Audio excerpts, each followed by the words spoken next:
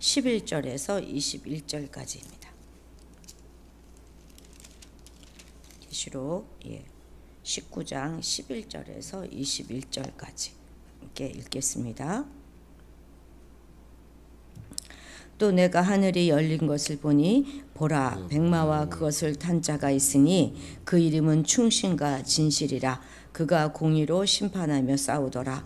그 눈은 불꽃 같고 그 머리에는 많은 관들이 있고 또 이름 쓴 것 하나가 있으니 자기밖에 아는 자가 없고 또 그가 피 뿌린 옷을 입었는데 그 이름은 하나님의 말씀이라 칭하더라. 하늘에 있는 군대들이 희고 깨끗한 세마포 옷을 입고 백마를 타고 그를 따르더라. 그의 입에서 예리한 검이 나오니 그것으로 만국을 치겠고 친히 그들을 철장으로 다스리며 또 친히 하나님 곧 전능하신 이의 맹렬한 진노의 포도주틀을 밟겠고 그 옷과 그 다리에 이름을 쓴 것이 있으니 만왕의 왕이요 만주의 주라 하였더라. 또 내가 보니 한 천사가 태양 안에서 서서 공중에 나는 모든 새를 향하여 큰 음성으로 외쳐 이르되 와서 하나님의 큰 잔치에 모여 왕들의 살과 장군들의 살과 장사들의 살과 말들과 그것을 탄 자들의 살과 자유인이나 종들이나 작은 자나 큰 자나 모든 자의 살을 먹으라 하더라. 또 내가 보매 그 짐승과 땅의 임금들과 그들의 군대들이 모여 그 말 탄 자와 그의 군대와 더불어 전쟁을 일으키다가 짐승이 잡히고 그 앞에서 표적을 행하던 거짓 선지자도 함께 잡혔으니 이는 짐승의 표를 받고 그의 우상에게 경배하던 자들을 표적으로 미혹하던 자라. 이 둘이 산채로 유황불 붙는 못에 던져지고 그 나머지는 말탄 자의 입으로부터 나오는 검의 죽음에 모든 새가 그의 살로 배불리더라. 아멘. 이제 어제 우리가 어린 양의 혼인 잔치 날이 이르렀고 이제 그 잔치에 초청받은 사람들은 복이 있다는 이제 그런 선언이 어제 있었는데 이런 선언을 들은 독자들은 당장 혼인 잔치가 펼쳐질 것을 기대하겠지만 21장에서 영광스럽게 그 신부가 소개될 때까지 기다려야 합니다. 이제 오늘은 요한이 종말에 이루어질 그 일들을 이제 7개의 이제 환상을 통해서 입체적으로 보여주고 있는데요. 이 환상들은 모두 다 내가 보니라는 말로 시작되어서 하나씩 소개됩니다. 먼저 이제 11장에 보면 11절에 보면 오늘 읽었죠. 11절에 또 내가 하늘이 열린 것을 보니 그죠. 여기는 이제 그리스도의 재림을 지금 얘기해 주고 있습니다. 그다음에 17절에도 보면 또 내가 보니 이렇게 되어 있고 그죠? 또 19절에도 또 내가 보니 이렇게 되어 있습니다. 20장 이제 1절에서도 내가 봄에 20장 1절은 천년 왕국이에요. 천년 왕국이고 또 4절에도 또 내가 보자들을 보니 이렇게 되어 있죠. 여기는 첫째 부활에 관한 이야기 환상을 봅니다. 그리고 이제 20장 11절에도 또 내가 크고 흰 보좌와 그 위에 앉으신 이를 보니 이렇게 되어 있죠. 그리고 21장 1절에 또 내가 새 하늘과 새 땅을 보니 요거 이제 새 하늘과 새 땅이죠. 요거까지 해서 이렇게 해서 7개의 이제 환상이 계속해서 나오고 있습니다. 오늘은 이제 그 중에 3개, 그리스도의 재림과 하나님의 큰 잔치 그리고 이제 짐승의 체포 요 3가지를 오늘 보게 될 것입니다. 그런데 이 환상들은 순차적으로 이렇게 순서대로 일어나는 그런 사건들이 아니라 그리스도의 재림에 일어날 그런 종말의 사건들을 여러 가지 이미지로 사용하여서 다각도로 보여주고 있는 것입니다. 그러니까 7개의 그림이 다른 시각에서 입체적으로 그려지고 있다 이렇게 생각하면 참 좋겠습니다. 그 중에서 첫 번째 환상입니다. 11절 읽겠습니다. 그리스도의 재림의 부분입니다. 또 내가 하늘이 열린 것을 보니 보라 백마와 그것을 탄 자가 있으니 그 이름은 충신과 진실이라. 그가 공의로 심판하며 싸우더라. 아멘. 자, 앞에서 4장 1절에서 요한은 하늘에서 열린 문을 보고 하늘의 환상이 시작되었던 것처럼 여기서도 요한은 먼저 열린 하늘을 보게 됩니다. 그리고 거기서 이제 백마와 그 백마를 탄 이를 보게 되는데 그분은 다른 아닌 그리스도이시죠, 그죠? 근데 그 이름이 뭐라 그래요? 충신과 진실이다 이렇게 말합니다. 이것은 재림하셔서 종말론적 전쟁을 수행하시는 예수님의 특징을 단적으로 드러내어주는 이름입니다. 그리고 이미 앞에서도 1장 5절에서도 또 3장 14절에서도 주님은 충성스러운 증인이시다 이렇게 칭하였었거든요. 그러면서 이제 재림하신 예수님은 이제 무얼 하실까요? 이제 재림하셔서 그분은 공의로 심판하며 싸우십니다. 그죠? 그가 공의로 심판하며 싸우더라 이렇게 되어 있지 않습니까? 즉 하나님의 공의 곧 진리에 근거하여서 악을 심판하신다 하는 말인 것이죠. 이것은 엄청난 사실에 대한 진술입니다. 왜냐하면 그것은 이제 온 인류, 온 우주의 새로운 역사의 시작을 알리는 것이기 때문에 그렇습니다. 정말로 때가 차면 하나님께서 그분의 의로 모든 악을 다 심판하시고 온 인류와 우주를 통치하는 그런 새 시대가 열릴 것입니다. 그런데 당시는 이제 네로 황제의 그 잔인한 박해가 끝났는가 했는데 거기에 이어서 더 조직적이고 완전히 피를 말리는 도미티안 박해로 인해서 주님의 재림을 의심하는 그런 성도들도 참 많았을 것입니다. 또한 진리를 따르는 것이 굉장히 천대받는 것임을 몸소 체험하면서 패배의식에 젖어가지고 희망과 소망을 버렸던 사람들도 있었을 것입니다. 근데 이러한 상황은 그때만의 일이 아니잖아요. 오늘날도 마찬가지입니다. 벌써 2000년이 지났음에도 불구하고 아직 주님은 오시지 않았습니다. 설상가상으로 이 세계는 예전보다 더 큰 아픔과 고통의 소식으로 가득 차 있습니다. 그래서 사람들은 이 세상은 더욱더 악이 기승하는 그런 방향으로 흘러갈 것이다 이렇게 생각합니다. 그런데 이런 현상은 단지 예수님이 재림하시기 전에 있는 그런 일시적인 현상뿐이라는 거 우리는 알아야겠습니다. 역사는 결코 악의 승리로 막을 내리지는 않을 것입니다. 결국에는 의로움이 악의 세력을 완전히 물리치고 새로운 세상을 만들 것입니다. 선의 승리는 완전한 육체를 입으시고 모든 이들이 볼 수 있도록 심판의 주로 오시는 우리 예수 그리스도의 등장으로 이루어질 것입니다. 이로써 모든 악은 다 진멸되고 오직 선, 사랑, 평화, 공의, 거룩 이런 것을 내세우는 그런 완전한 세상이 재창조될 것이라는 믿음을 우리는 결코 잃지 말아야 하겠습니다. 우리 12, 13절 읽겠습니다. 그 눈은 불꽃 같고 그 머리에는 많은 관들이 있고 또 이름 쓴 것 하나가 있으니 자기밖에 아는 자가 없고 또 그가 피 뿌린 옷을 입었는데 그 이름은 하나님의 말씀이라 칭하더라. 아멘. 백마탄 이의 눈은 불꽃 같아서 땅에 그 누구도 숨을 수 없고 감출 수 있는 것이 아무것도 없습니다. 그런데 그 머리에는 많은 관들이 있어요. 이 관은 면류관을 의미하는 것인데 모든 왕들보다 또 무수히 많은 권세보다 더 높은 유일한 권세를 지녔음을 지금 강조하고 드러내고 있는 것이죠. 그런데 그 많은 관을 쓴 그 머리는 어떤 머리입니까? 한때는 가시관을 쓰셨던 그 머리였고 또 한때는 인간 어머니의 가슴에 그 기대었던 머리였습니다. 그의 지상 사역의 긴 시간 동안에 그 어디에도 둘 곳이 없었던 그 머리였어요. 원수들이 때리고 침을 뱉었던 바로 그 머리였고 무덤에서는 세마포 그 천으로 둘로 감겼던 그런 머리였습니다. 십자가에서 운명하셨을 때는 힘없이 떨어졌던 그런 숙여졌던 그런 머리였어요. 인간의 죄를 대속하고자 창조주의 모든 특권을 다 포기하고 인간이 되셨고 인간의 멸시와 조롱을 받으면서 사단의 권세 아래 무음하셨지만 죄가 없으심에도 인간의 죄를 위해 친히 희생제물이 되고자 가시관을 쓰셨던 바로 그 예수 그리스도의 머리인 것입니다. 우리 주님과 함께 주님의 영광에 참여하기 위해서는 그래서 우리도 이 땅에서 고난은 필수적인 거예요. 우리도 주님의 가신 그 길을 따라가야 하지 않겠습니까? 그래서 우리도 기꺼이 이 세상이 주는 가시관을 마다하지 말아야 하는 것입니다. 주님이 이미 입으신 옷은 또 어떤 옷입니까? 피 뿌린 옷입니다. 피 뿌린 옷.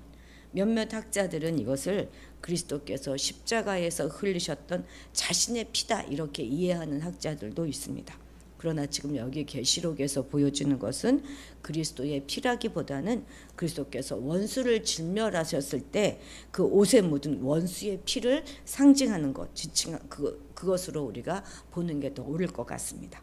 그런데 이 13절은 앞뒤가 좀 어울리지 않는 것 같지 않습니까? 전반부에서 악의 무리와 전투를 암시하는 피 묻은 옷이 나왔는데 후반절에서는 그 이름은 하나님의 말씀이라 칭하더라 이렇게 하고 있지 않습니까? 그 이름은 용맹한 용사더라 이렇게 해야 앞뒤가 좀 어울릴 것 같은데 말입니다. 그렇습니다. 우리 그리스도께서 악의 세력을 완전히 파하시고 승리하신 방법, 그것은 바로 하나님의 말씀인 것입니다. 그래서 그분의 이름은 말씀인 거예요.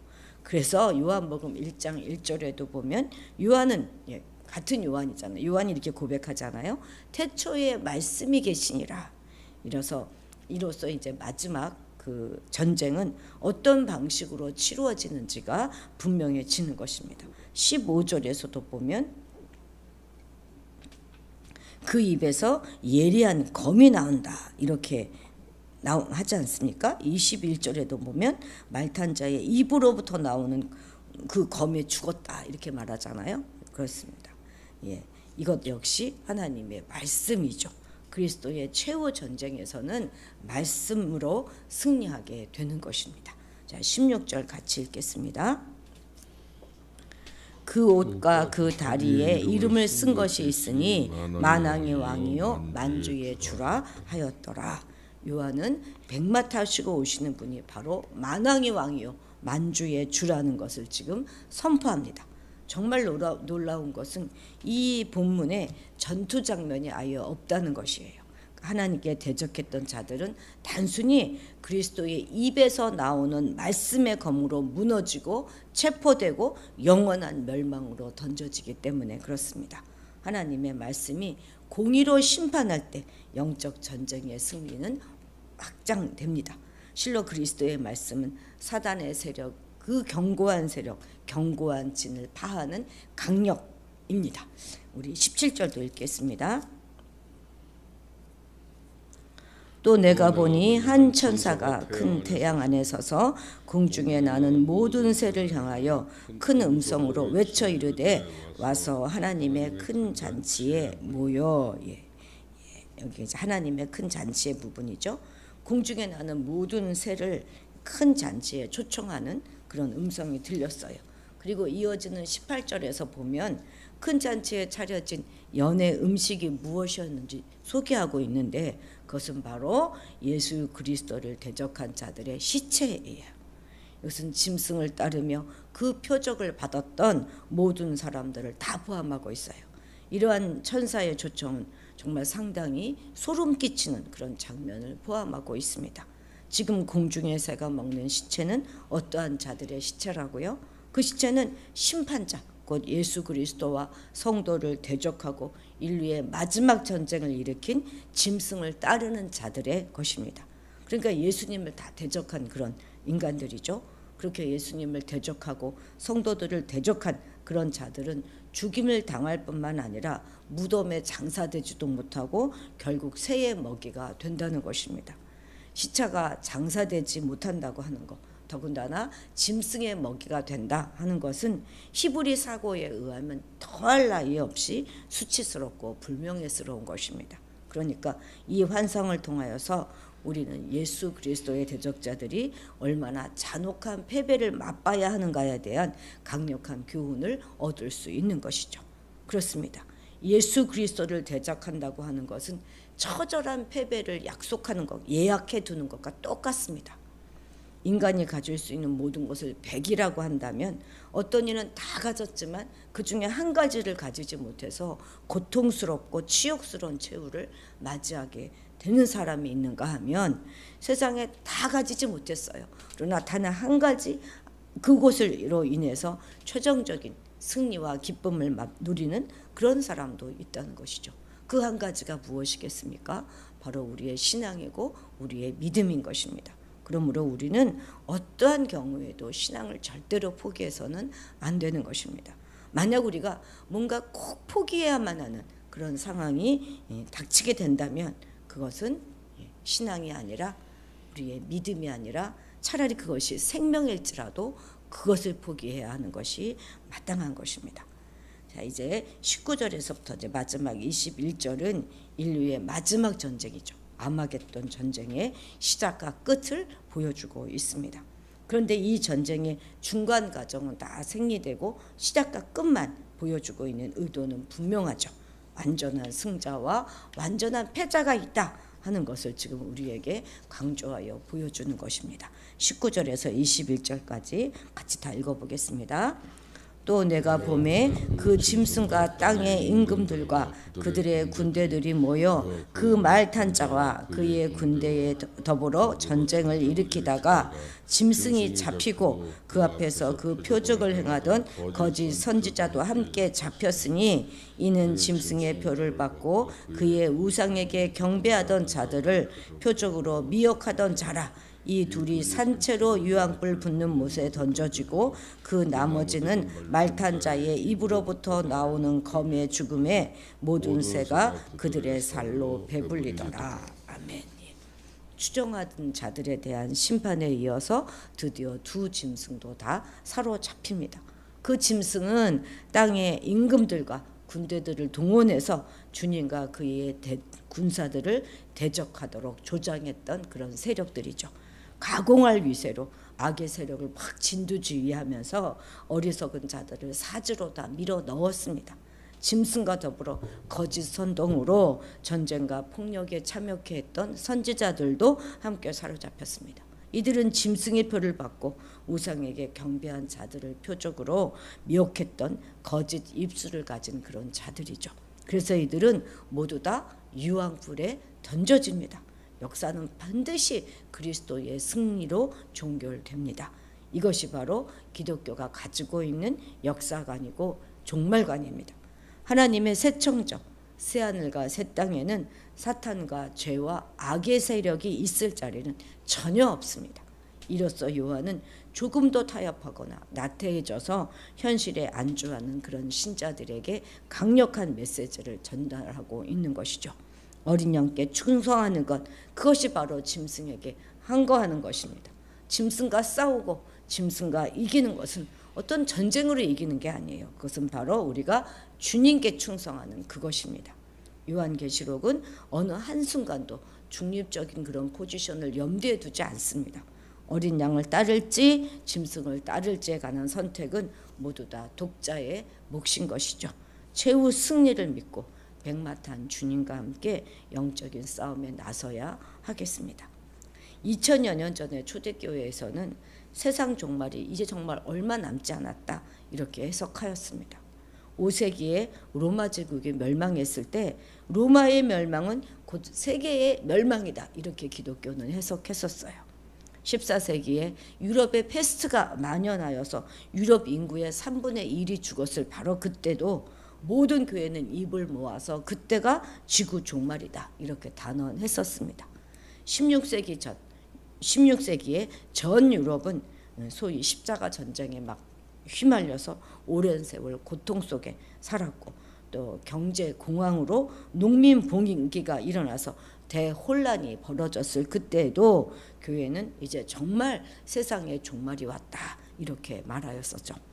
18세기에 포르투갈에 대지진이 일어나서 하룻밤에 15,000명이 죽었는데 그 당시 대부분의 설교자들은 지금은 참으로 지구의 종말의 때다 이렇게 말했습니다.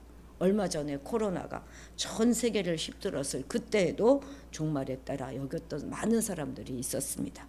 그러나 아직도 예수 그리스도의 재림은 이루어지지 않고 있습니다. 주님이 재림 약속을 하신 지 온 2000년이 지났는데도 재림하지 않고 있는 것이죠. 때문에 많은 이들이 주님의 약속을 거짓이라고 치부하면서 강하게 기독교를 부정하기도 합니다. 그러나 하루가 천년 같고 천년이 하루 같은 하나님께는 시간은 그렇게 중요하지 않습니다. 다시 말해 인간의 사견과 어리석음으로 인해서 몇 번이나 주님의 재림이 잘못 예견되고 또 주님의 재림이 긴 세월이 지나도록 성취되지 않았다고 해서 그것이 주님의 약속이 신실하지 못하다 하고 반박할 수 있는 그런 근거가 되지 못한다는 것입니다. 요한이 본 그대로 하늘이 열리고 백마탄 자가 악의 근원과 악을 심판하실 그날은 반드시 오게 될 것입니다. 이것이 진리예요. 그리스도께서 승천하실 때에 그 약속은 아직도 유효합니다. 때문에 우리는 이 땅에서 그 약속을 믿는 자로서 주님을 자신의 주인으로 인정하고 믿음을 지키며 살아갈 것을 끝까지 포기하지 말아야 할 것입니다. 희망하고 찬양하면서 맞서 믿음의 싸움을 한다면 언젠가 백마탄 주님을 반드시 보게 될 것입니다. 이것이 우리 인간으로 누릴 수 있는 가장 큰 복을 받는 것임을 우리는 끝까지 잊지 말고 기억해야 하겠습니다. 기도하겠습니다. 하나님, 우리에게 믿음을 주셔서 승리의 주로 오실 그 주님을 바라보고 살아가게 하심을 감사드립니다. 주님의 오심을 기다리며 우리 입술에 거짓을 버리고 예수님처럼 충성스러운 증인의 삶을 끝까지 살아낼 수 있도록 도와주옵소서. 상황이 어려워지고 힘들어진다고 하더라도 신앙을 포기하지 않게 하시고 결정적인 상황에서는 신앙이 아니라 우리의 생명조차도 하나님께 드릴 수 있는 그런 믿음이 되게 하옵소서. 우리의 다음 세대들을 지키사 주님의 재림이 더디 이루어진다 해서 세상을 따라가지 말게 하시고 끝까지 주님을 우리의 주인으로 인정하며 믿음을 지키며 살아가게 도와주옵소서. 마침내 하늘이 열리고 백마 타고 오셔서 이 세상의 모든 악인들, 짐승을 경배하며 짐승을 따랐던 자들을 심판하실 그 주님과 함께 영적 싸움에 당당히 나서는 우리 모두가 되게 도와주옵소서. 감사드리며 예수님의 이름으로 기도드렸습니다.